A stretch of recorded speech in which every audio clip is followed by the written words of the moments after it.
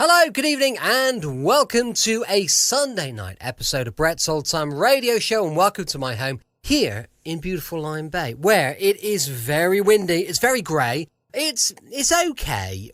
I've just been out for a walk with the dog. Lola and I took just a little walk in the sea air, which was very, very nice. Don't know what you've been up to with your Sunday. We've been out for a little bit of shopping. We've done the weekly shop. We've had a lovely roast dinner. My Vicky makes a cracking roast dinner. Lamb roast today, which has been very nice. Now, I hope you guys have had a brilliant Sunday. It's all changed for me tomorrow because we've got a leak over in our little Spanish home. I'm jumping on a plane tomorrow in order to pop to Spain, only for a day or two, just to sort the leak out. Well, I think the leak's been fixed, very luckily. However, I'm just going over just to give everything a bit of a clean and a tidy, because I don't want, if there's been water leaking, I don't want anything left. So I want it to be cleaned up. So that's what I'm doing tomorrow. I will be, over the next couple of days, reporting in to you from sunny Spain. Hopefully it's sunny. I'll let you know when I get there. A huge thank you for joining me once again for our regular late night visit to those dusty studio archives of old time radio shows right here at my home on the south coast of the United Kingdom. I'm Brett. I'm your host for our nighttime podcast. Welcome to another episode. I've got Facebook, I've got Instagram, and I've got YouTube. They're all called Brett's Old Time Radio Show, and I'd love it if you could follow me.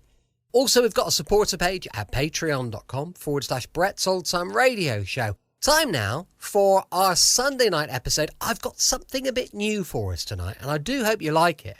It's called A Man Called X. It was first broadcast on the 28th of August, 1944. It's called, let me double check because I can't quite see it, Murder, Music, and the Blonde Madonna. Here's your pass to the Globe Theater.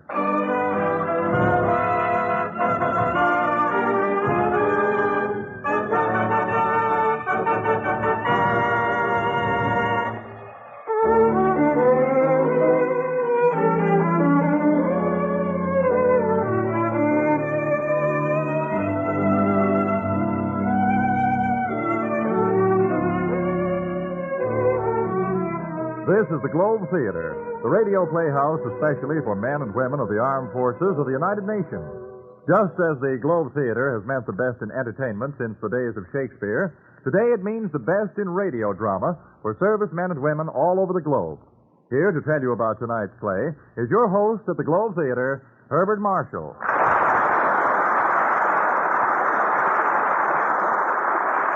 Thank you, and hello, everyone. Your favorite seat is ready and waiting for you here at the Globe Theater. No extra charge for loges. And tonight's bill is one that I trust will be well worth the hearing. There is one type of character that every actor longs to play, whether he be Sir Aubrey Smith or Roddy McDowell.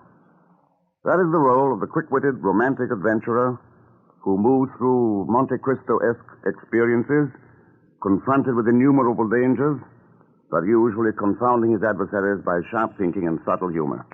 Always, of course, there is a lovely girl who makes the confounding all the more worthwhile. As I say, such is the part that every actor longs to play. Now, there are decided advantages about being your host here at the Globe Theater, for that means that I'm also the casting director. And when a fat, juicy part of the title I've just described turns up, whom do you suppose was chosen to portray it? Well, not Sir Aubrey Smith or Roddy McDowell. I need only add that the title of this play is The Man Called X. What happens is of an exciting nature, I think you'll agree. So, let's up the curtain and let the play begin.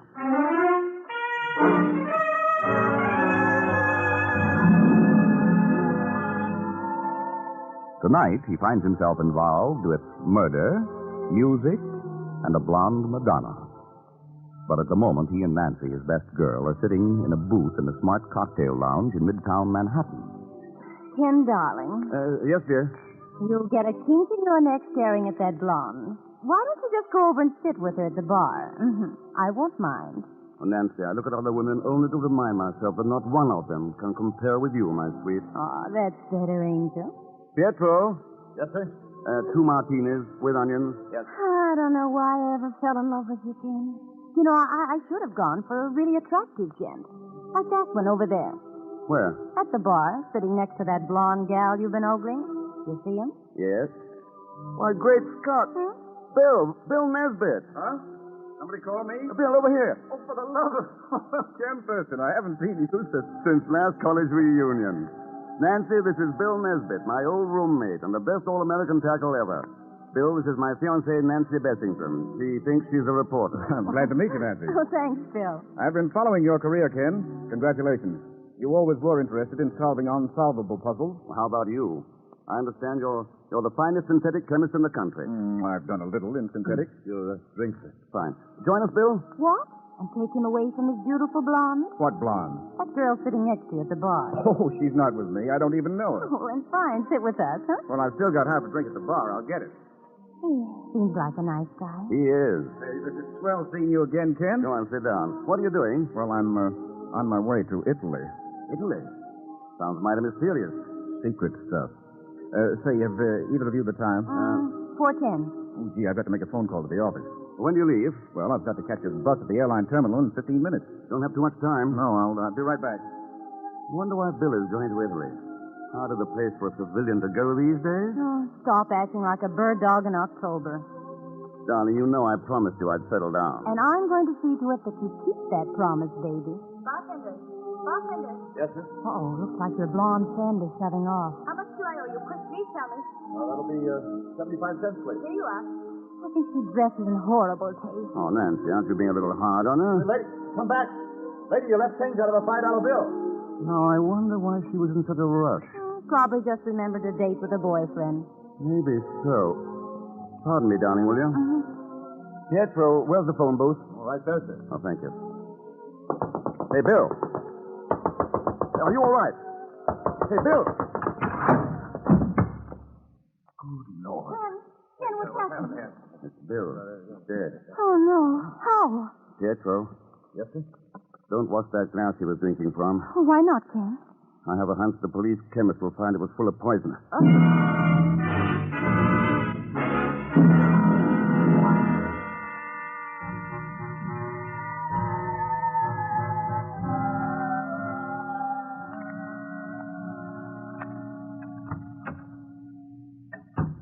Oh, it's good to get back in my own apartment.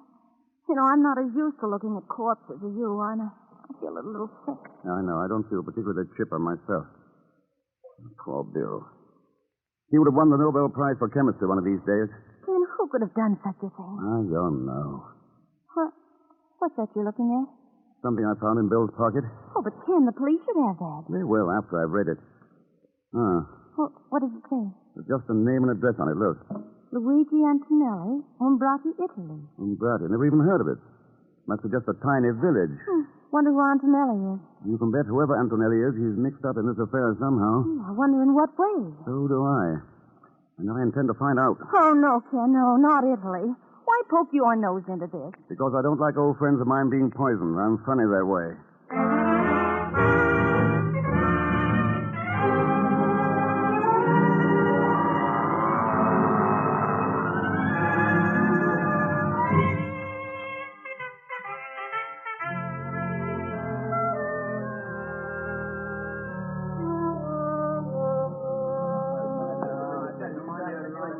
So this is the town of Umbrati. Si, Senora Thurston. Not much of it left, eh? The Nazis. They make ruin everything before the Americans succumb. Well, they didn't ruin your spaghetti. It's a masterpiece.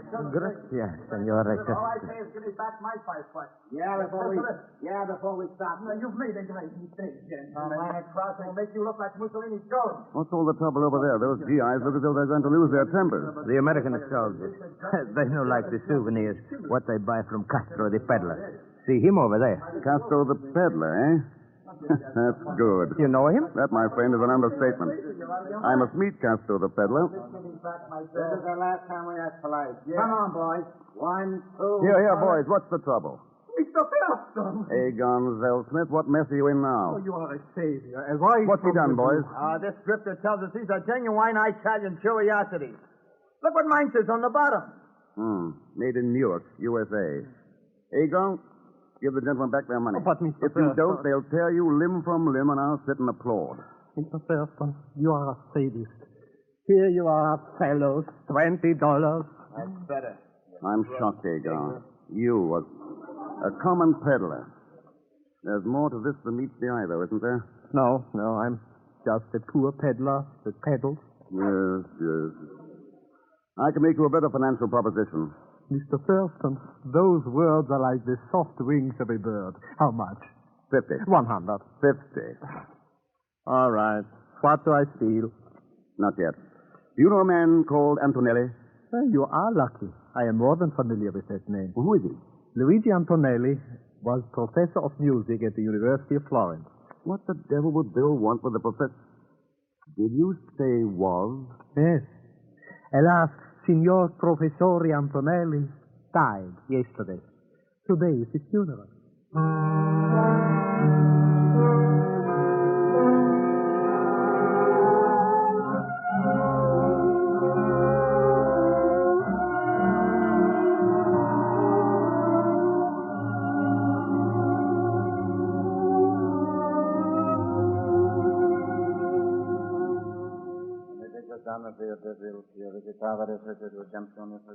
Stand back, Agar. Here, behind this tombstone. I dislike graveyards intensely. But this funeral fascinates me. Why are there only those two mourners? Alas, Signor Antonelli had but few friends. Who are those two women? His sister and her daughter. They've just arrived from Rome recently. Oh, so they just came down from Rome, did they? Yes? Well, a few days ago, I saw that girl sitting at a bar in New York. Impossible. She just came Agar, down. it grieves me to tell you this, but you are lying. Mr. Thurston, if you did not pay me so well, I would be hurt to the quick. How well do you really know these two women? Tell me the truth. I have never spoken to them. For $50 more, would you tell me the real truth? In that case. I thought so. But cash? In a cemetery? Well, the dead will not object to a small financial transaction. Cash, please. Oh, all right, here you are. Good. Now, the truth is this. I pretend to be a peddler. Those charming ladies pay me to stay in this town so I can notify them should anyone try to get near their house. Why are they so eager to keep people away from that house? Who knows? Perhaps, I merely say, perhaps, Signor Antonelli is not in that coffin at all.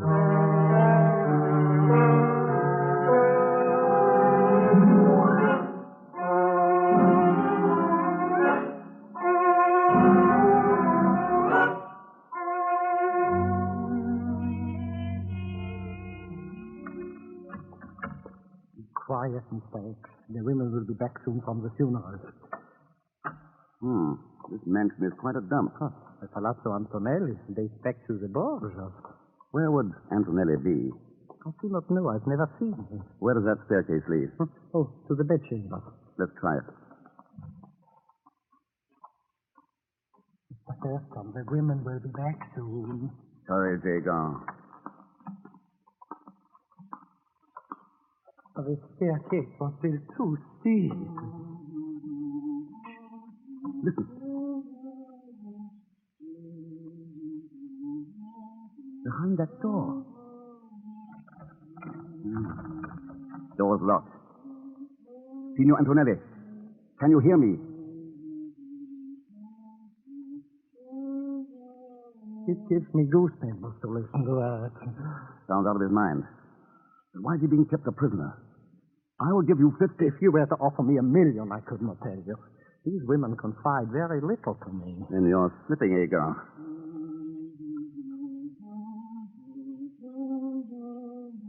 Signor Antonelli, I am an American. I know you are being held a prisoner. Can you hear me?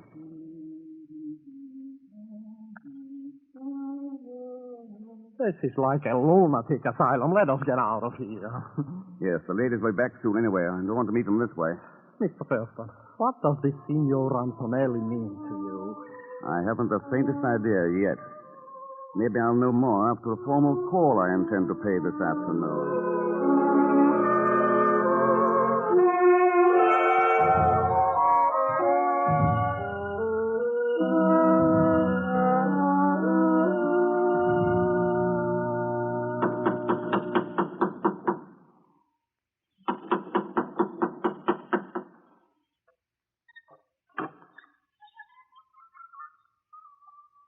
Si, senora.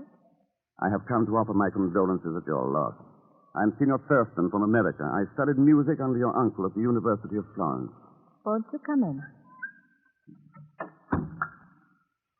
Mama, this is Signor Thurston. He knew Uncle Luigi, and he has come to pay his respects. You come at an unhappy time, Signore. But since you are here, won't you sit down? Signora, I too feel your loss very keenly. Your brother taught me much about music and more about life. He was a great man. You are right. I'm glad to know that someone young and a foreigner still holds his memory dear. What was the cause of his death, Signora? While my daughter and I were at Rome, the Nazis occupied this village. They knew how my brother felt for them. Don't cry, Mama. The past is over. I came here to Umbrati hoping to talk over old times with him. I was shocked to hear. You're very kind, Signor. Not at all. We are being ungracious, Tina. I will get some wine for Signor Thurston. Yes, Mama. The Nazi swine in their retreat from you wonderful Americani at least forgot to loot our wine cellars. I believe you will enjoy our wine. It is the finest in these parts. You will excuse me. Certainly. Strange. Why do you look at me like that? I came to find death, and I found beauty. You are making love to me, Signore. You choose a most unhappy time. When a man is swept off his feet, as I am now, love does not wait on birth or death. I had heard how impetuous Americans were. No, Signore. One tender kiss of, shall we say, friendship. What would my mother think? She's still in the wine cellar. Well, then, one.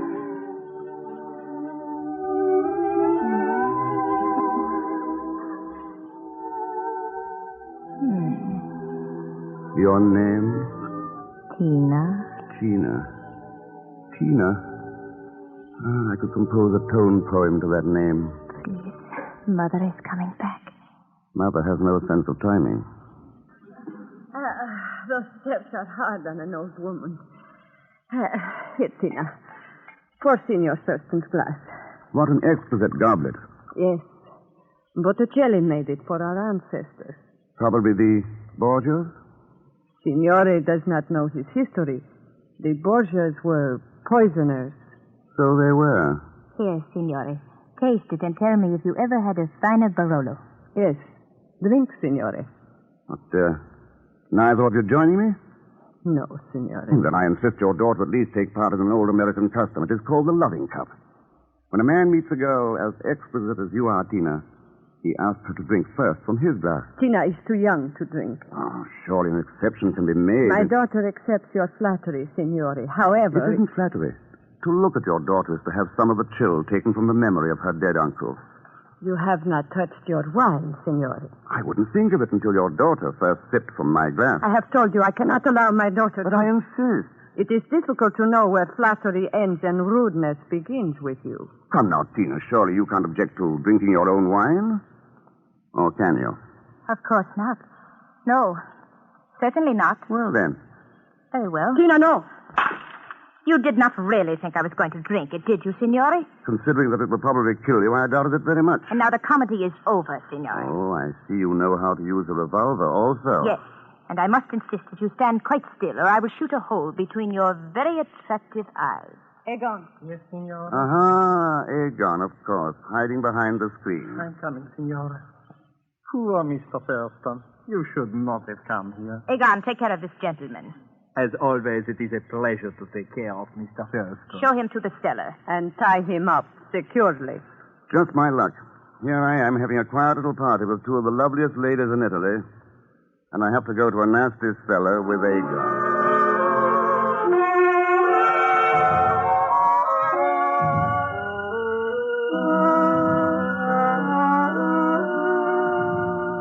Egon, don't you think that gun is superfluous? With you, I take no chances. Where is your shame? Taking my money and then telling those women who I am. Mr. X, Believe me, it is very difficult to have both a conscience and a bank book at the same time. Oh, dear, what wouldn't you do for money? Offhand, I can't really imagine. How much did they pay you to double-cross me? 1,000 lira. I thought so. 1,000 lira. Not worth the paper it's printed on. But they've... Of course not. You're beginning to make me very nervous. Italy is an occupied country, but that money wasn't worth one good American nickel. If I thought you were telling me the truth... Have I ever lied to you? Yes. Yes, but always with such charm, Mr. X. Are they asleep by now? Oh, yes. I heard Tina say that they would take Antonelli across the German lines just before dawn. You have no sentiment, Aegon. Think of that poor old man locked up. For $500, I could reap buckets and at the same time cut those ropes. 200. 5. Either my price or I sit here and starve. Which will it be? Naturally, I cannot let you die. It's a deal. No, it's no use unless I can get to Antonelli's room. By the merest chance, I have a key to the room for 50 more. No, 200 net. What can I do? My heart will not allow me to permit you to be eaten by those rats. Wait, I cut you free. Ah, you have a noble soul, Aegon. Sometimes. It's amazing how money will make me as soft as putty. Huh? There you are, free now, and here is the key. Thank you. Now, come with me upstairs to Antonelli. I'm sorry, Mr. Thurston. I must refuse. I'm really quite tired. I've had enough and made enough for one day. And so, Mr. X, we come now to the parting of the ways. I go back to town, and you go to the... Yes, that's probably right, Aegon.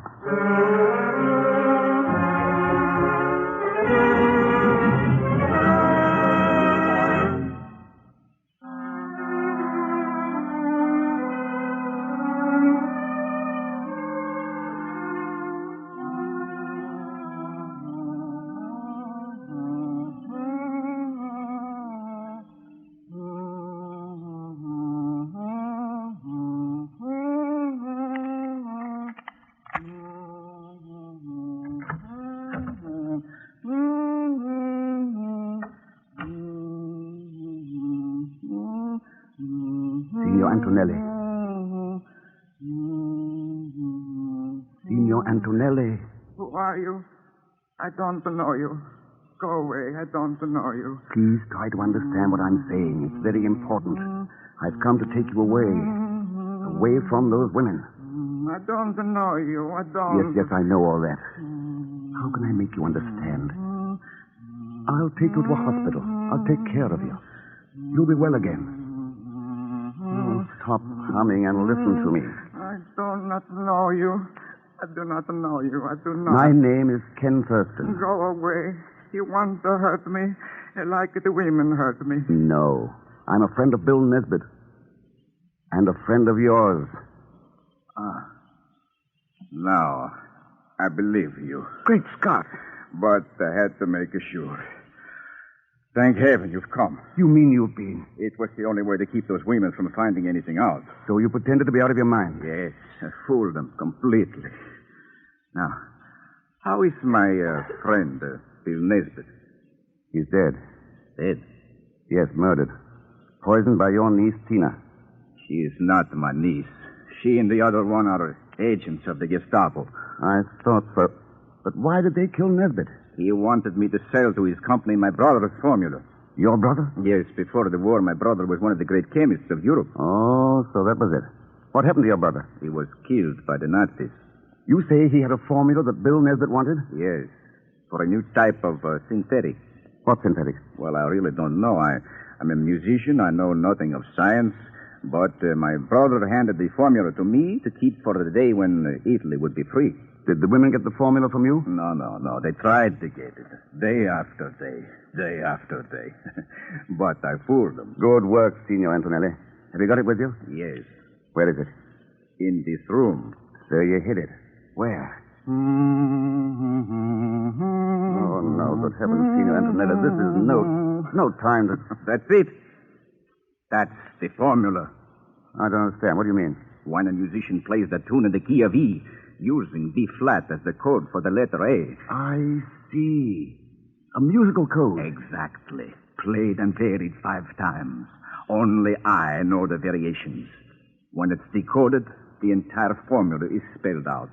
And you've kept it in your mind all this time? Yes, I assure you it has been nerve-wracking to hum that same tune over and over, but I had to do it so I wouldn't forget.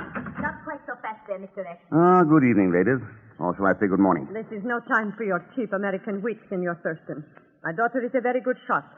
I would advise you to stand quite still. What are you going to do with me? It's all right, Antonelli. We are taking you to Berlin. They will beat me in Berlin. Don't beat me again. Shut up, you fool. So you're taking him to Germany? Yes. We have doctors there who can make that idiotic mind of his spill out its secrets. Keep still, you dithering lunatic. Let him alone, Mother. He is harmless. I cannot stand that humming over and over again. If he does not stop humming, I'll gag him.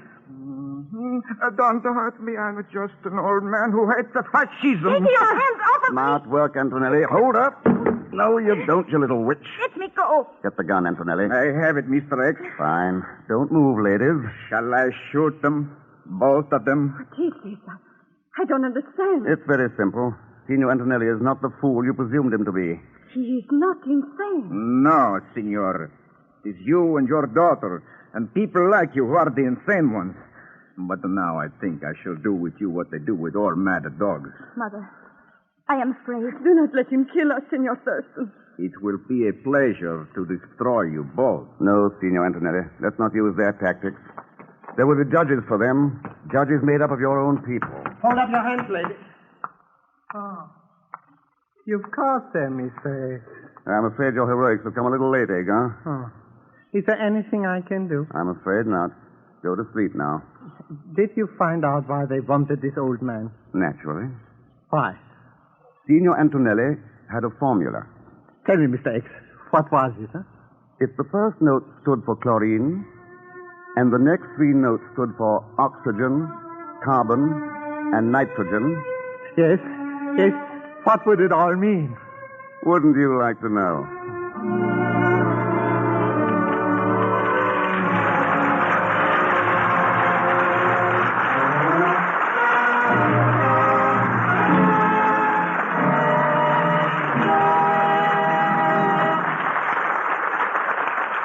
So ends tonight's Globe Theatre production of The Man Called X. I know you'll join me in thanking Bernie Schoenfeld for his excellent script, Felix Mills for composing and conducting the score, and Bill Robeson, who presided in the control room. By the way, the role of Agar was played by Hans Conried as a farewell gesture to an active life in radio theaters and as a prelude to an even more active life in theaters of a different nature. Mr. Conried, I might add, relinquished the finest head of hair in the Western Hemisphere to become Private Conried, his Army serial number escaping me for the moment. Watch out for him. If his performance as Agon is any indication, he'll be a slippery man to deal with on the evening of payday. By the way, it really was fun to play the role of Ken Thurston for you, and I trust you enjoyed the adventures of A Man Called X. As for the next performance from the Globe, you'll hear Walter Abel, Louise Alberton, Ralph Bellamy, and David Bruce in a neat little thriller called Phantom Lady. Here's a short preview.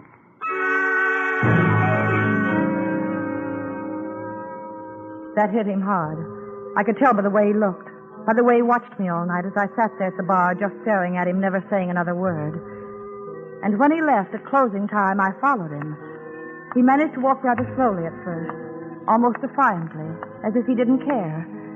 And then he went a little faster, and faster, and faster until he was almost running.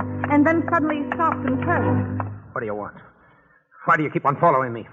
You have something to tell me. You're wasting your time. You know what's going to happen to him. You can prevent it.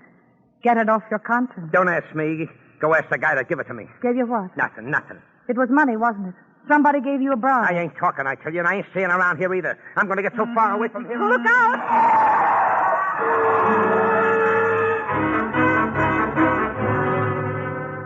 It's going to be a good show, and I know you'll want to hear it. So, jot down on the inside of your helmet liner that you have an appointment at the Globe Theatre with Phantom Lady, starring Walter Abel, Louise Alberton, Ralph Bellamy, and David Bruce. I'll be on hand to show you your seat and take care of the introductions. Till next performance, then, this is Herbert Marshall wishing you all the best, and I'll be seeing you. Welcome back. Hope you enjoyed our first episode of A Man Called X. Perry Mason was, we started that one last week, but the shows were really, really short, and I just thought, it doesn't really fit with our format. So we do like doing a half-hour show, and A Man Called X is perfect for that. So let me know what you think. Hope you enjoyed it. Don't forget, we'll be back tomorrow for our Monday night comedy with Hancock's Half Hour, and I must say, it is one of my favourite episodes. It's called The Sleepless Night, and it is brilliant. It's so funny. You are going to love it. That's going to be happening tomorrow, going live at 5 p.m. GMT. Don't forget, I've got a supporter page at patreon.com/Brett's Old Time Radio Show. Thanks for listening. I'll be with you 7 days a week, each and every week, and I'll see you tomorrow on Brett's Old Time Radio Show. Love you. Bye.